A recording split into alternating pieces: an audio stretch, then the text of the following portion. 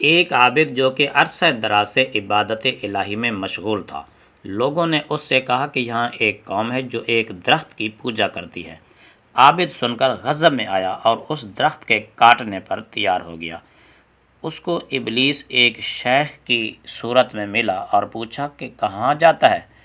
عابد نے کہا کہ میں اس درخت کو کاٹنے جاتا ہوں جس کی لوگ پوجا کرتے ہیں۔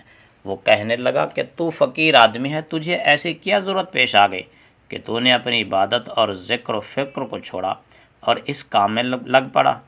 عابد بولا کہ یہ بھی میری عبادت ہے۔ ابلیس نے کہا میں تجھے ہرگز درخت کاٹنے نہیں دوں گا۔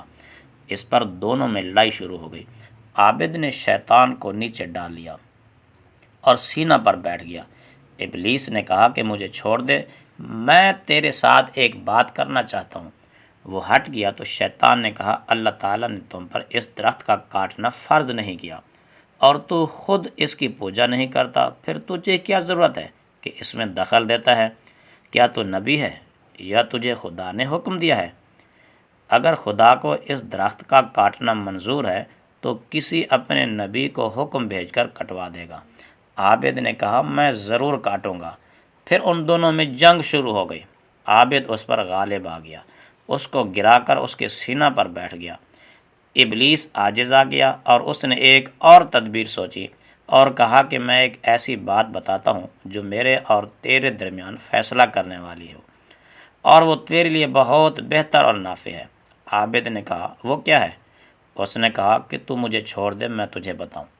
اس نے چھوڑ دیا تو ابلیس نے بتایا کہ تو ایک فقیر آدمی ہے، تیرے پاس کوئی شے نہیں، لوگ تیرے نان و نفقہ کا خیال رکھتے ہیں۔ کیا تو نہیں چاہتا کہ تیرے پاس مال ہو اور تو اس سے اپنے خیش و اقارب کی خبر رکھے اور خود بھی لوگوں سے بے پرواہ ہو کر زندگی بسر کرے؟ اس نے کہا ہاں، یہ بات تو دل چاہتا ہے۔ تو ابلیس نے کہا کہ اس درخت کے کاٹنے سے باز آ، میں ہر روز ہر رات کو تیرے سر کے پاس 2 دینار رکھ دیا کروں گا۔ سویرے اٹھ کر لے لیا کر، اپنے نفس پر اور اپنے اہل و عیال پر اور دیگر اقارب پر اور ہمسایوں پر خرچ کیا کر۔ تیرے لیے یہ کام بہت مفید اور مسلمانوں کے لیے بہت نافع ہوگا۔ اگر یہ درخت تو کاٹے گا تو اس کی جگہ اور درخت لگا لیں گے، تو اس میں کیا فائدہ ہوگا؟ عابد نے تھوڑا سا تفکر کیا اور کہا کہ شیخ یعنی ابلیس نے سچ کہا، میں کوئی نبی نہیں ہوں کہ اس کا کاٹنا مجھ پر لازم ہو، اور نہ مجھے حق سبحانہ و تعالیٰ نے اس کے کاٹنے کا حکم فرمایا کہ میں نہ کاٹنے سے گناہ گار ہوں گا، اور جس بات کا اس شیخ نے ذکر کیا ہے وہ بے شک مفید ہے۔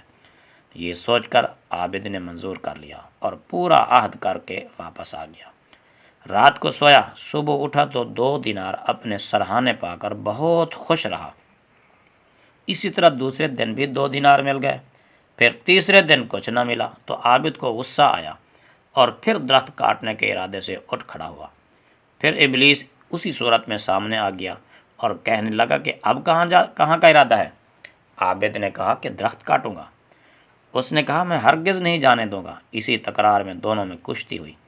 ابلیس نے عابد کو گرا دیا اور سینہ پر بیٹھ گیا اور کہنے لگا کہ اگر اس ارادے سے باز آ جائے تو بہتر، ورنہ تجھے ذبح کر ڈالوں گا۔ عابد نے معلوم کیا کہ مجھے اس کے مقابلے کی طاقت نہیں۔